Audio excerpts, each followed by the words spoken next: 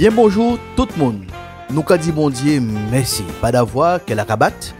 Qui ou t'es debout, qui ou t'es en bonne santé, qui ou t'es couché vers douleur.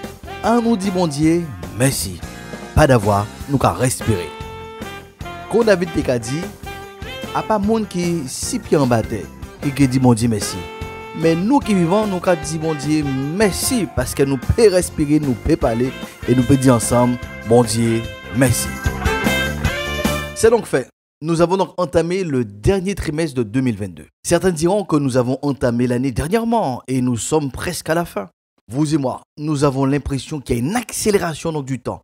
Les choses vont vite. On n'a pas le temps de souffler. Il faut repartir à la charge. Les informations s'enchaînent les unes après les autres. Nous n'avons pas encore bien compris, bien donc la première, qu'il y en a deux autres qui sont déjà donc d'actualité. Les supports de communication nous sollicitent sans cesse. Notifications, réseaux sociaux, mails, appels, courriers, etc.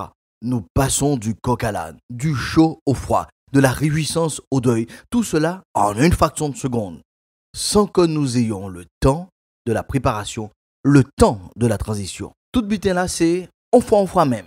Dans toute cette frénésie, avez-vous remarqué que nous n'avons pas une journée de 25 ou de 29 heures? La journée est toujours de 24 heures. Quand nous disons que l'année est passée vite, nous parlons toujours de l'année civile de 365 jours et non pas de celle de 108 jours qui n'existe pas.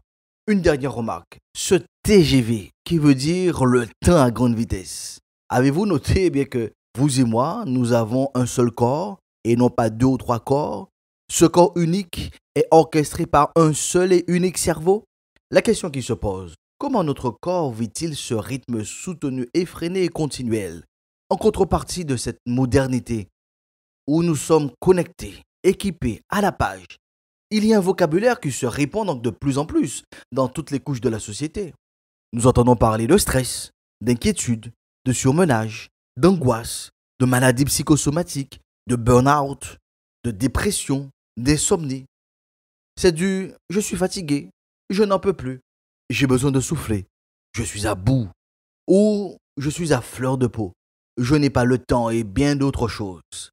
Dans tout cela, le compte à rebours de notre existence a bel et bien donc débuté depuis le premier cri que nous avons poussé en sortant du ventre de notre mère. Tous les jours qui nous sont donc destinés sont déjà comptabilisés, enregistrés devant le Dieu de la vie. La bonne nouvelle devant ce tableau, nous restons les seuls maîtres à bord de notre existence. Nous sommes les seuls responsables de l'utilisation, de la gestion de notre temps et aussi de notre corps. C'est en ce sens que Moïse, qui fut donc le plus célèbre des princes d'Égypte, déclare ceci dans le psaume 90. Les jours de nos années s'élèvent à 70 ans, et pour les plus robustes à 80 ans, et l'orgueil qu'ils en tirent n'est que peine et misère. Car ils passent vite, et nous nous en voulons. Qui prend garde à la force de ta colère et à ton courroux selon la crainte qui t'est due? Enseigne-nous à bien compter nos jours afin que nous appliquions notre cœur à la sagesse. Madame, monsieur, vous êtes non seulement comptable de la partie chiffrée de votre existence, quel que soit donc le nombre de jours accumulés et même si vous ne connaissez pas le nombre de jours restants, vous êtes aussi responsable et bien donc de la qualité de votre existence. La règle est simple, ce que vous semez aujourd'hui, vous le récolterez demain.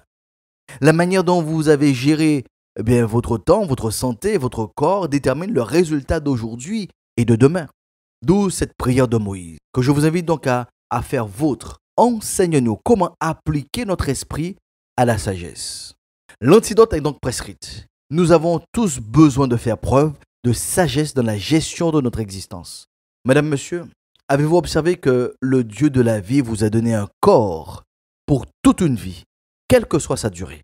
La personne qui a 103 ans, qui peut encore marcher, qui peut parler, qui peut voir sans lunettes, qui continue de s'alimenter par ses propres soins. Toutes ces fonctionnalités, tous les membres donc de son corps sont opérationnels depuis plus d'un siècle. Ce que la science est loin de garantir, malgré donc les énormes progrès. Ce don, pour ne pas dire ces dons que le Dieu créateur a fait donc à chaque être humain, et il nous a rendus responsables de leur exploitation. Pour nous aider dans cette gestion, il y a donc un principe important que Dieu a inclus donc dans la création et qui est une constante quotidienne. C'est le principe du jour et de la nuit. C'est ainsi que nous retrouvons en Genèse 1er cette déclaration à la fin de chaque jour. Il est donc dit par exemple, Dieu dit que la lumière soit et la lumière fut. Dieu vit que la lumière était bonne et Dieu sépara donc la lumière d'avec les ténèbres. Dieu appela la lumière jour et il appela les ténèbres nuit. Ainsi il y eut un soir et il y eut un matin, ce fut le premier jour. Dieu dit qu'il y ait donc une étendue entre les eaux et qu'elle sépare les eaux d'avec les eaux. Et Dieu fit l'étendue, elle sépara les eaux qui sont au-dessous de l'étendue d'avec les eaux qui sont au-dessus de l'étendue. Et cela fut ainsi. Dieu appela donc l'étendue ciel. Ainsi il y eut donc un soir, il y eut un matin, ce fut le second jour. Ainsi de suite.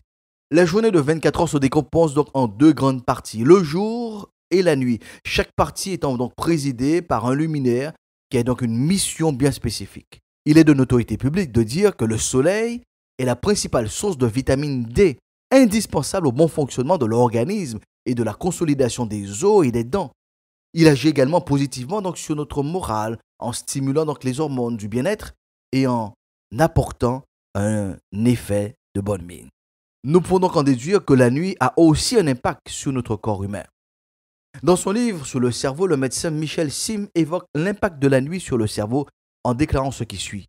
Quand la lumière du jour diminue et que la nuit se met à tomber, le cerveau comprend ce qui se passe. C'est la rétine qui capte donc les variations de lumière et grâce à des cellules sensibles aux influx lumineux, transmet donc l'information au noyau suprachiasmatique.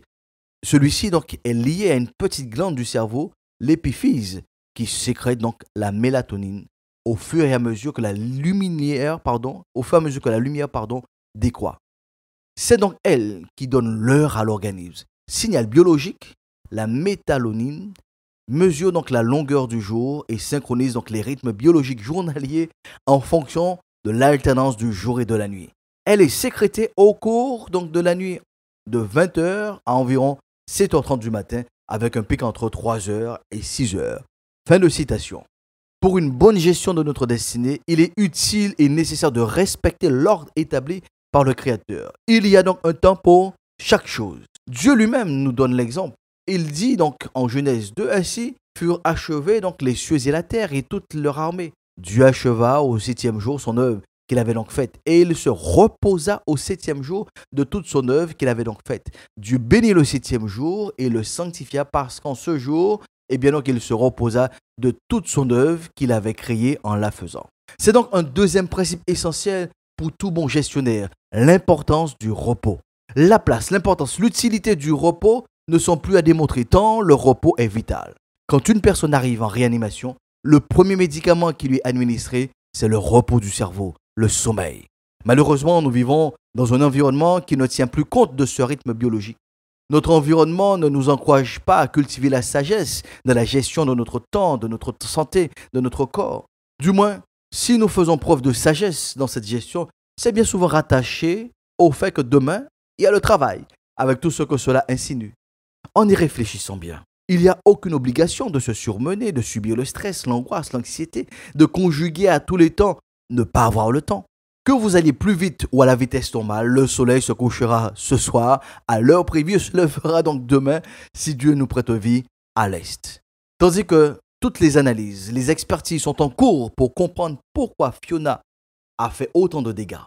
Tandis qu'il y a donc une remise en question de certaines orientations, de certaines gestions donc de l'urbanisme, il est aussi nécessaire, utile et urgent que nous fassions donc le même travail à titre personnel sur notre gestion du temps, sur l'utilisation de notre corps. Si au nom du travail, donc de l'argent, si au nom du divertissement, du plaisir personnel, si au nom donc des réseaux sociaux, nous exploitons à contre-nature notre corps pour être à la page comme monsieur, madame, tout le monde, rappelez-vous qu'à l'heure de la consultation chez le spécialiste, les amis sur les réseaux sociaux ne vous attendront pas donc dans la salle d'attente.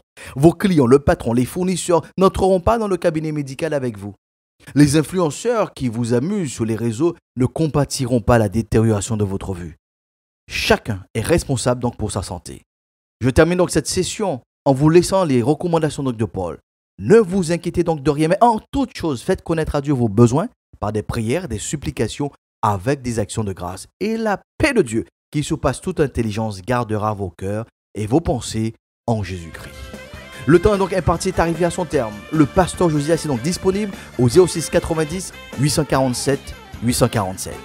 Proclamons donc ensemble, la paix de Dieu soit avec vous pour une meilleure saison.